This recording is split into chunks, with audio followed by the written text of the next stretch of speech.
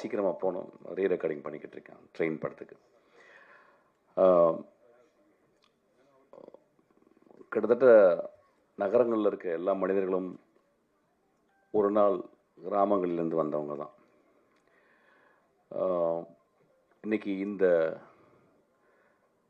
இந்த கூத்தை பார்க்கும்போது, first of all I want everybody to stand up and give big standing ovation for those people. அவங்க இந்த கூத்து பண்ணதுக்காக எல்லோரும் எழுந்திரிச்சு நின்று அவங்களுக்கு ஒரு ஸ்டாண்டிங் ஓவேஷன் கொடுக்கணும். ஏன்னா இந்த ஸ்டாண்டிங் ஓவேஷன் எழுந்திரிச்சு நில்லுங்க ப்ளீஸ், எனக்கு நன்றிங்க. ஏன்னா பீத்தாவன் அவருடைய 5th சிம்பனியை அவர் அரங்கேற்றம் செய்யும் போது 11 நிமிஷம் ஸ்டாண்டிங் ஓவேஷன் பண்ணாங்களாம். அதுக்காக உங்களுக்கு ஒரு நிமிஷமாவது ஒரு ஸ்டாண்டிங் ஓவேஷன் கொடுப்போம் நம்ம எல்லாரும்.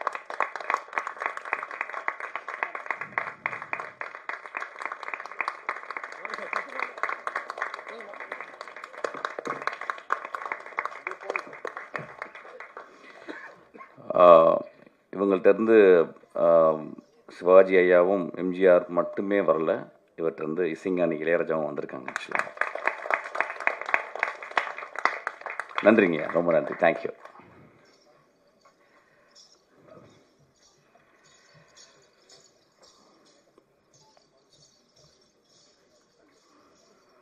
அந்த கிராமத்திலேருந்து சென்னைக்கு வந்தவங்க அல்லது ஒரு மஃபசலம் கிராமம் தான், அதுலேருந்து எல்லாருமே அப்படி தான் மைக்ரேட் ஆகிருக்கும்.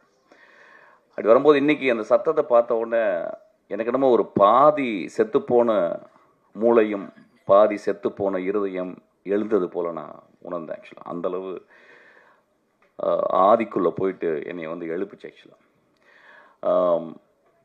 ரொம்ப நல்ல மாலை இது.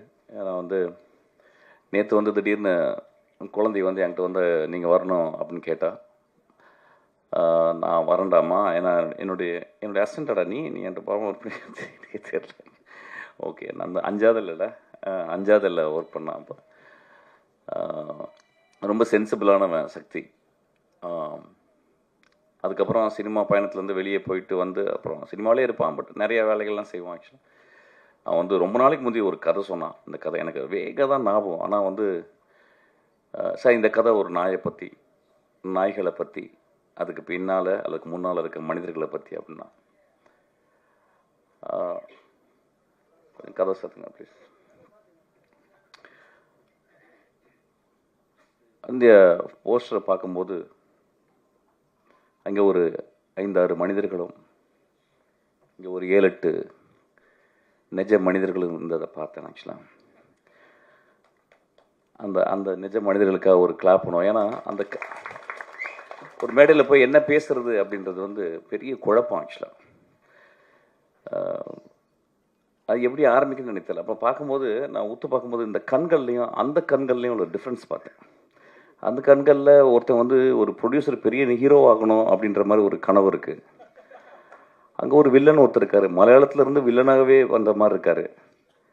இந்த பாண்டியராஜன் படத்தில் நான் தான் வில்லனாக நடிக்க வேண்டியது. ஆக்சுவலாக அவர் நடிக்கிறாரு. அது மாதிரி நிறைய குழந்தைகள் நிறைய அவங்க கண்களில் ஏதோ ஒரு பரிதவிப்பும், ஏதோ ஒரு ஏதோ ஒன்று சம்திங் அப்படி ஒன்று இருக்குது. ஒரு நகரத்தை சார்ந்த நாகரிகத்தை சார்ந்த நிறைய விஷயங்கள் அந்த கண்களில் இருக்குது. அந்த கண்களை பார்க்கும்போது 3 விஷயம்தான் அதில் தெரியுது. ரேஜ் பார்த்தேன், அதாவது ப்ரைமல் எமோஷன், கோபம் கூட கிடையாது, ரேஜ், இட்ஸ் கால்ட் ரேஜ். நாய்களோட ரொம்ப பழகியிருக்கேன், நாய்களோடய வாழ்ந்திருக்கேன். இன்றைக்கி நாய் எல்லாமே இருக்கிறேன். நாய்கிட்ட இருந்து நிறைய கற்றுருக்கேன். நான் தனிமையில் சின்ன வயசில் நான் தனிமையில் இருக்கும்போது எனக்கு மணின்னு ஒரு நாய் எனக்கு ரொம்ப ரொம்ப ஆதர்சமானது. ஒரு வெள்ளை கலரில் பெருசாக இருக்கும், தலை பெருசாக. அந்த மாதிரி நான் இது வரைக்கும் நான் பார்த்ததே இல்லை. கிராமங்களில் மணி எல்லா நாய்களும் மணியாக தான் கூப்பிடுவாங்க. சொல்லப்போனால் எங்களை வழக்கம், அது வீட்டு முன்னாலே இருக்கும். அது பியூட்டிஃபுல். அப்போ அது எங்களை ப்ரொடெக்ட் பண்ணுற ஒரு தெய்வமாக தான் இருக்கும். குழந்தைகளை பார்த்துக்கும், பாம்பு பூச்சி வராது, ஏதோ நாங்கள் உணவை பரிமாறிப்போம். ஒரு ஆதி தகப்பன் போல் எங்கள் கூட எப்பயுமே ஒரு நாய் இருந்துக்கிட்டே இருக்கும். நல்ல ஞாபகம். ஒரு 5 வருஷம் கழிச்சு ஒரு நாள் காணோம். நான் தேடினேன் போயிட்டு, எங்கம்மான்னு கேட்டால் எங்கள் பாட்டி சொன்னாங்க இல்லை, அதுக்கு மனநிலை பாதிச்சிருச்சு, அதை கொண்டு போய் கொல்ல போகிறாங்க அப்படின்ட்டு. நான் ரொம்ப ஓடினேன். எங்கள் ஊரில் ஒருத்தர் அதை கொல்றதுக்கே ஒருத்தர் இருந்தார். அது கொல்லலை, அது கிட்டத்தட்ட ஒரு கருணை கொலை தான். ஒரு சாக்கில் அதை வந்து பிடிச்சி உள்ளே போட்டு ஒரு கொடப்பாறையினால் அடித்து அதை கொன்னார். என்னால் மறக்கவே முடியல. நான் அதுலேருந்து பெட்டுங்களை நான் பக்கத்தில் போனதே கிடையாது. நான் என் அசிஸ்டன்ஸ்லாம் கேட்பேன். என் அசிஸ்டன்ஸில் 2 பேர் ரொம்ப பெட்டோட, வெங்கட்னு ஒரு அசிஸ்டன்ட் இருக்கான், ரொம்ப அறிவானவன். அவன் வந்து 2 நாய்களை அவன் வீட்டில் அதுக்கு ஒரு பெரிய பெட்டு மாதிரி 2 பெட்டு கொடுத்து அதை பற்றி பேசுகிறது தான் அவனுக்கு வேலை. அவன் வாழ்நாள் ஃபுல்லாக அந்த நாய்களை பற்றியே பேசிகிட்டு இருக்கான். அந்த 2 நாய்களும் என்னையும் தான் அவனுக்கு ரொம்ப பிடிக்கும்னு நினைக்கிறேன் ஆக்சுவலாக. அப்போ அதை பற்றியே பேசியிருப்பேன். ரொம்ப ஆச்சரியமாக இருக்குது. என்னடா இப்போ என்ன பண்ணால் ஒரு படி மேலே போயிட்டு அதுக்கு கேமரா ஃபிக்ஸ் பண்ணி இப்போ நான் ரீரெக்கார்டிங் பண்ணும்போது அதை பார்த்துக்கிட்டே இருக்கான். நான் ரீரெக்கார்டிங் பண்ணுறது கூட பார்க்கல ஆக்சுவலாக. அப்போ எனக்கு ஒரு யோசனை, ஏன் இந்த இந்த இந்த குழந்தைகள் வந்து இந்த நாய் மேலே இவ்வளவு. நான் வரும்போது படித்தேன், எங்கே அந்த டாக் அப்படின்ற வார்த்தை எங்கேருந்து வந்து அதுக்கு வந்து அதுக்கு எங்கேருந்து வந்துச்சுன்னு தெரியல. அந்த எட்டிமாலஜிக்கலாக டோர்க்கா அப்படின்றாங்க. அந்த டோர்க்கான்ற வார்த்தை எப்படி வந்துச்சுன்னே தெரியல லாட்டினில். நான் யோசிச்சிட்டே வந்தேன், ஒரு எப்படி வந்திருக்கும் ஆதி மனிதன். கடவுளால் படைக்கப்படாத மனிதர்கள் சில பேர் வந்து டார்வின் விதிப்படி மரங்களிலிருந்து கீழே இறங்கி சவானில் நடக்கும்போது அவன் எல்லா மிருகங்களையும் கொன்னுட்டு அதை திங்கணும் அல்லது தன்னை பாதுகாக்கணும்னு தான் இருந்திருப்பான். புலிசிங்கங்களை திங்க முடியாது, ஓநாய்களை திங்க முடியாது. ஓநாயினுடைய இனம்தான் அது. ஓநாயினுடைய வழித்தோன்றல் தான் நாய்கள். நம்ம எல்லாருக்குமே தெரியும், அது பார்த்தவனே கேனைன் ஃபேமிலின்னு சொல்லுவாங்க ஆக்சுவலாக. அப்போ எப்படி அந்த மனிதன் வந்து அந்த காட்டை வந்து பயந்து பயந்து பயந்து ஒவ்வொரு அடியாக எடுத்து வைக்கும்போது பாம்பு இருக்கும், பூச்சி இருக்கும், உணவு தேடி போகணும், குழந்தைகளை பார்த்துக்கணும், தாய் தந்தையை பார்த்துக்கணும், இரவானா நெருப்புக்கு கட்டைகளை சேகரிக்கணும், நெருப்புக்கு கல்லை தேடணும். அப்படிங்கும்போது எப்படி ஒரு ஓநாய் எப்படி அது ஒரு மனிதனை சார்ந்து வந்திருக்கும் அப்படின்றது வந்து எனக்கு ரொம்ப டிரான்சிஷன். அந்த டிரான்சிஷன் சொல்லுவாங்க அது இங்கிலீஷில். அதாவது நம்ம வந்து சினிமா மொழியில் அதிகமாக யூஸ் பண்ணுறது, ஒரு கதையில் ஒரு கதாநாயகன் ஒரு இடத்துல இருந்து மாறி வரான் அப்படின்றது. இப்போ பார்த்தீங்கன்னா one of the greatest transition பார்த்தேன். திடீர்னு கடவுள் தோன்றார், திடீர்னு பிள்ளையார் தோன்றார். எனக்கு இந்த மாதிரி ஒரு பிள்ளையார் நான் வாழ்க்கையில் பார்த்ததே இல்லை. நான் நிஜமாகவே முதல் தடவை நான் பிள்ளையாரை பார்த்தேங்க. நண்பர்களே, ஆதி கலைஞர்கள் ஐயா அவர்கள் நம்ம பார்க்கும்போது ரொம்ப நம்ம எதுவும் சும்மா சிரிச்சுட்டு பார்த்த மாதிரி இருப்போம். பிள்ளையார் இது வரைக்கும் பார்த்துருக்கோமான்னு தெரியல. பிள்ளையாருக்கு எப்படி ஒரு வடிவம் வந்ததுன்னு தெரியல. யாரோ எழுதுனாங்க, எப்படியோ எழுதப்பட்டிருக்கும். அது புனைவா அல்லது புனைவு இல்லையா அப்படின்றது தெரியாது. ஆனால் நெஜ பிள்ளையார் இன்னைக்கு நம்ம பார்த்தலாம். ஒரு துண்டை சுருட்டி, அதுதாங்க, அதான் பொயட்ரி, அதுதான் greatest art. I was astounded. அப்போ அந்த ஒரு ஓநாய் ஏதோ ஒரு வகையில், நிச்சயமாக ஓநாய் எப்பயுமே நான் பார்த்துருக்கேன். ஓநாய் வந்து நான் வெளிநாடுகளில் போகும்போது பார்த்துருக்கேன். அதுக்கப்புறம் நான் கிட்டத்தட்ட ஒரு 15-16 வருஷம், ஆமாம் ஒரு 18 வருஷம் மசனங்குடியில் போயிட்டே இருக்கும்போது நான் ரொம்ப பார்க்க ஆசைப்பட்டது. நான் வந்து விலங்குகளை போய் நான் காட்டுக்குள்ளே பார்க்குறதில்ல. எனக்கு என்னமோ எல்லாருமே இந்த சஃபாரின்னு சொல்லுவாங்க, but I don't believe that. ஏன்னா அது இருந்த இடத்துல நம்ம போயிட்டு அதை போய் ஒளிஞ்சு நின்று பார்க்குறது, ஜீப்பில் நின்று பார்க்குறது, லைட் அடித்து பார்க்குறதுன்றது எனக்கு நம்பிக்கை இல்லை. அதை எப்பயாவது வரும்போது என் நண்பர் வீட்டில் தங்கியிருக்கும் போது அந்த காட்டில் அப்படி வந்துட்டு போகும்போது நான் பார்ப்பேன். அப்போ இந்த 16-17 வருடங்களில் நான் பார்க்காத ஒரு யானைகள் பார்த்துருக்கேன், புலிகள் பார்த்துருக்கேன், எல்லாமே பார்த்துருக்கேன். நான் பார்க்காத ஒரே ஒரு வந்து சென்னாய் தான். அந்த சென்னாய் நான் ரொம்ப எக்ஸாட்டிக்கான ஒரு அனிமல். அது மனிதர்கள் கண்கே அது தோணாது. அப்போ ஒரு நாள் நான் ஒரு இடத்துலேருந்து ஒரு இடத்துக்கு நான் ஒரு மத்தியானம் போகும்போது 2 நாய்கள், சென்னாய்கள். இப்போ நாயின்னு சொல்லும் போது இந்த சமூகம் வந்து அதை ஒரு கீழே தான் பார்க்குறாங்க. நான் அந்த தோணையில் பேசலை. அந்த 2 உருவங்கள் நம்ம கொடுத்த பேர் இது. பைரவர்கள் வேணால் சொல்லலாம், ஆதி பைரவர்கள் வேணால் சொல்லலாம்.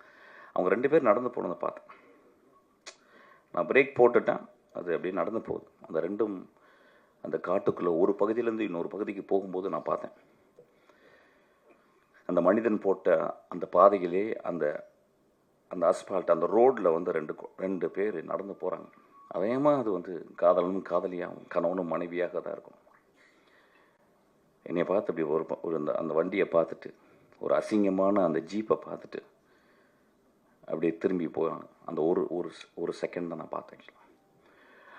அப்படி அந்த காட்டுக்குள்ள ஒரு நாய்களை பார்த்து, செந்நாய்களை பார்த்து பயப்படுற மிருகங்கள் என்னென்னா, எல்லா மிருகங்களும் பயப்படுமா. யானை முதற்கண்டு பயப்படுமா. ஏன்னா ஒரு செந்நாய் எப்படி வேட்டையாடும் அப்படின்னா, ஒரு புலியை துரத்திட்டு வந்து நாலா பக்கம், எப்பயுமே செந்நாய் ஒரு 10-15 பேர் தான் வருவாங்க. அதாவது நீங்கள் ஆர்ட் ஆஃப் வாரை படிக்கணும்னா செந்நாயை படிக்கணும். அது எப்படி ஸ்ட்ராட்டஜின்னு. ஒரு 10-12 நாய் வந்து அதை சுற்றின உடனே விரட்டி ஓடுமா. ஒரு கிட்டத்தட்ட ஒரு 10 கிலோமீட்டர் விரட்டுமா, பின்னாடி போயிட்டே இருக்குமா. கடைசியில் அந்த புலியோ சிறுத்தை ரொம்ப டயர்டாகி ஒரு மரத்தில் ஏறிடுமா. அந்த மரத்தில் ஏறினோடனே இது நடக்குமா. அது வந்து ஒரு 5 மணி நடந்துச்சுன்னா அந்த நாய்கள் அந்த மரத்துக்கு கீழே அப்படியே 10 நாள் அப்படியே உட்காந்துருமா. ஒரு அந்த இரவு ஃபுல்லாக உட்காந்துருமா அந்த 10 நாய்களும்.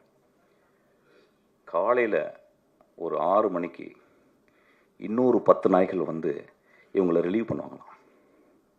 இவங்க எந்திரிச்சு போவாங்களாம். அந்த 10 நாய் உட்காருமா. அன்னைக்கு இரவு ஃபுல்லாக உட்காந்துமா. மறுநாள் இரவில் அது அந்த சிறுத்தை மயங்கி கீழே விழுந்துருமா. அதை உணவாக எடுத்துக்கொண்டு தன்னுடைய குழந்தைகளுக்கும் தான் தின்று மீதியை தன் தொண்டைக்குள் வைத்துக்கொண்டு தூரத்தில் இருக்கும் அந்த 10 கிலோமீட்டர் தூரத்தில் இருக்கிற அந்த மரப்பொந்துகளில் அல்லது மலை பொந்துகளில் ஒளிந்திருக்கும் அந்த மனைவி மக்களுக்கு, தாய் தந்தையருக்கு கொண்டு போய் கக்கி அதை வந்து கொடுக்கும். ஏதோ ஒரு வகையில் நம்ம வந்து பிராணிகளை ஒத்து பார்க்கறத வந்து தவறிட்டோம், அல்லது மனிதர்களை ஒத்து பார்க்கறத தவறிட்டோம். இந்த கண்களை ஒத்து பார்த்தீங்கன்னா, அந்த கண்களில் வந்து தி போஸ்ட் அனிமலிஸ்டிக்கான ரொம்ப தேவையான ஒரு வனத்தை பாதுகாக்கிற அந்த 3 பார்வைகள் இருக்கும். ஒன்று ரேஜ், அதுக்கப்புறம் புரியாத தன்மை. என்ன நடக்குது நம்மளை பற்றி, என்ன இங்கே அலங்குன்னு ஒரு படம் பண்ணுறாங்களா, நம்ம என்ன பண்ணுறோம். ஏன்னா எல்லாருமே நடிக்கலாம். ஏன்னா எல்லாருக்குமே வந்து சிவாஜி ஆகணும், கமல்ஹாசன் ஆகணும், அப்படி ஆகணும் ஆசை அப்படின்னா. ஆனால் அதை நடிக்க வைக்கும்போது அது என்ன பண்ணும் ஆக்சுவலாக வந்து அதுக்கு டேக்கெல்லாம் சொல்ல முடியாது. ஓகே டேக் இது நல்லா கொஞ்சம் வேறு மாதிரி பண்ணுங்கள் அப்படின்னு சொல்ல முடியாது. ஸோ நம்ம என்ன பண்ணணும், கேமரா கொண்டு போய் வச்சு வி ஹேவ் டு வெயிட். நான் ஒரு தடவை 2-3 தடவை நாய்களோட நான் ஒர்க் பண்ணியிருக்கேன். நீங்கள் டேக்கெல்லாம் சொல்ல முடியாது. அங்கே போய்ட்டு நீங்கள் மூட் அவுட்லாம் ஆக முடியாது, அது மூத்திரம் அடிச்சிடும். So you have to wait patiently, you have to. அப்புறம் அதுக்கு ஸ்கிரிப்ட் வேறு மாதிரி எழுதணும். இப்போ இங்கேருந்து அதை வரணும் அப்படின்னா டாக்டர் என்னட்டு சொல்லி, சார் இது வரணும் அப்படின்னா அவர் டாக்டர் என்ன இங்கே நிற்பார், அது வரும் ஏதோ சொன்னோன்னே. சில டைம் கோமாய் போடாமல் அப்படி கூட போயிடும் ஆக்சுவலாக. Then we have to wait. அப்புறம் then we have to wait. நான் ஒரு நாள்லாம் வெயிட் பண்ணியிருக்கேன். ஸோ ஒரு நடிகர்கள் முன்னால் நடிக்கவே தெரியாது அந்த ரேஜ், புரியாத தன்மை. அதுக்கப்புறம் 3வது பார்வையாக இங்கே ஒத்து பார்த்தீங்கன்னா ஒரு பெரும் கருணையை உள்ள பார்க்கலாம். நம்ம எல்லாம் சொல்கிறோம் கருணை வந்து மனிதர்களுக்கு சொந்தமானது, கருணை விலங்குகளுக்கு சொந்தமானது. ஒரு 4 நாளைக்கு முந்தி என்னுடைய அசிஸ்டண்ட்டு நிவேதிதா, ஒரு 10 வருஷத்துக்கு முந்தி, ஒரு 8 வருஷத்துக்கு முந்தி ஒரு கார் ஆக்சிடெண்ட்டில் முதுகில் அடிபட்டு 2 காலம் அவளால் வேகமாக நடக்க முடியாது. அவள் என் கூட தான் அசிஸ்டண்ட்டாக இருக்கான். அவள் வந்து சொன்னான் என்கிட்ட, சார் நான் நேற்று வந்து நைட்டு எங்கள் வீட்டுக்கு கீழே வெளியே வந்து ஒரு தெருநாய் இருக்குது சார். நான் எப்போ பார்த்தேன்னா அது போன சாப்பாடு கொடுப்பேன். நான் வந்தோன்னே வாழாட்டம், என்னை பார்த்து ரொம்ப பிடிக்கும், பக்கத்தில் ஒரு நான் தடவி கொடுப்பேன். என்னை படிக்கட்டில் வந்து விடுங்க சாருங்க, மேலே 3வது படிக்கட்டு. ஒரு குச்சி வச்சுருப்பான் கையில், அதை வச்சு நடந்து போவோம் 3வது மாடி. லிஃப்ட் யூஸ் பண்ண மாட்டேன், ஏன்னா மாடி ஏறி போகணுன்னு டாக்டர் சொல்லியிருக்காங்க, அப்போ கால் கொஞ்சம் பலமாகணும். அப்போ நான் நேற்று போனேன் சார், என் பின்னாடியே உரசிக்கிட்டே வந்துச்சு. 2வது மாடி வரும்போது என் இப்படி பக்கத்தில் குறுக்க வந்துச்சு, எனக்கு பேலன்ஸ் ஆகி நான் வந்து கீழே விழுந்துட்டேன் சார். ஒரு 3-4 படி உருண்டு விழுந்துட்டேன். அப்போ விழுந்த உடனே என் கொஞ்ச நேரம் அப்படியே பார்த்துச்சேன் அந்த டாகை. அதுக்கப்புறம் என் பக்கத்தில் வந்துச்சு, அப்படியே அது கண்ணில் பதட்டத்தை பார்த்தேன். அது அப்படியே ஒடுங்கி, உடம்பெல்லாம் ஒடுங்கி இந்த என் மேலே வந்து பக்கத்தில் வந்து நின்றுச்சு. எனக்கு பயங்கர கோவம்.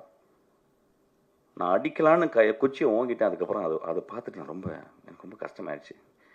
எனக்கு விழுந்து விழுந்து பழக்கம் சார். அதனால் எனக்கு பழக்கம். நான் எந்திரிச்சு அப்படியே கோவமாக போயிட்டேன். மறுநாள் காலையில் நான் ஆஃபீஸ்க்கு வந்து கதவை திறந்தேன் சார். வெளியே நின்றுச்சு, என்னைய பார்த்துச்சு. நான் அதை பார்த்து சிரித்தேன். அது அப்படியே ஓரமாக ஒதுங்குச்சு. நான் அப்படியே நடந்து 3வது மாடியிலேருந்து அந்த 8 படிக்கட்டு கீழே இறங்கி வந்தேன். அது மேலே நின்று பார்த்துச்சு. அடுத்த 8 படி கீழே வந்தேன் சார். அது அந்த 8வது படியில் கீழே வந்து நின்று என்னை பார்த்துச்சு சார். அடுத்த 8வது படி வரும்போது அதுக்கப்புறம் 8 படியில் வந்து பார்த்துச்சு சார். அதுக்கப்புறம் நான் வீட்டுக்கு கீழே அந்த ரோட்டுக்கு வந்த மாதிரி என்னை தூரத்தில் நின்று பார்த்துச்சு சார்.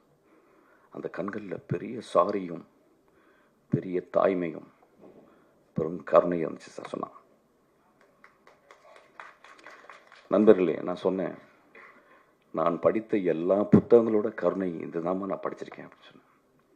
நான் படித்த எல்லா டால்ஸ்டாய் கதைகளையும் கூட இந்த இந்த இந்த இந்த ஈவெண்ட் தான் எனக்கு பெருசாக பட்டுச்சு அப்படின்னா. இதை நான் பகிர்ந்துக்கிறதுக்கு தான் இன்றைக்கி நான் வந்தேன். ஆக்சுவலாக நான் வந்திருக்கவே மாட்டேன் ஆக்சுவலாக. ஏன்னா அந்த டாகை பற்றி ஏதோ ஒரு வகையில் நாங்கள் பேசும்போது, என்னோடய அசிஸ்டன்ஸ்லாம் பேசும்போது அதிகமாக நாங்கள் பேசுகிறது பேரன்பை பற்றியும் கருணைகளை பற்றி தான்.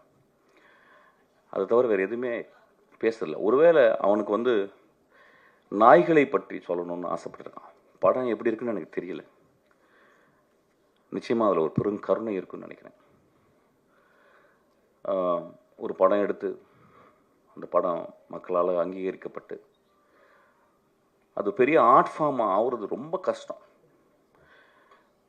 இன்னைக்கு கூட நான் பண்ணிக்கிட்டு இருக்கும்போது எனக்கு நியூஸ் கேட்டுச்சு. அதாவது இந்த பெர்ஃபார்மன்ஸை யார் டிசைன் பண்ணான்னு தெரியல. மேபி என்னுடைய டைரக்டர் டிசைன் பண்ணான்னு தெரியல. ஏன்னா ஹூ அவர் டிசைன்ட் இந்த மாதிரி ஒரு பெர்ஃபார்மன்ஸ் பண்ணவங்க வந்து ரொம்ப ஒரு அறிவான, ரொம்ப மனதுக்கு ரொம்ப ரொம்ப எளிமையான மனிதர்கள் தான் இந்த மாதிரி சொல்ல முடியும். I'm so moved by them. I'm so thankful to them. இந்த படம் ஓடணும்னு நான் மனிதர்களை கேட்டுக்கிறேன். இந்த படம் நியாயமாக இருந்தால் ஓடுன்ற சக்தி, பயப்படாத. இல்லைன்னா அடுத்த படம் பண்ணுவோம், அதையும் ஒழுக்கமாக பண்ணுவோம். அதான் ரொம்ப முக்கியம். Thank you so much. இந்த படத்தில் ஏதோ ஒரு உண்மை இருக்குது. இந்த படத்தில் ஏதோ ஒரு கருணை இருக்குது. இந்த படத்தில் ஏதோ அறம் இருக்குது. Thank you so much.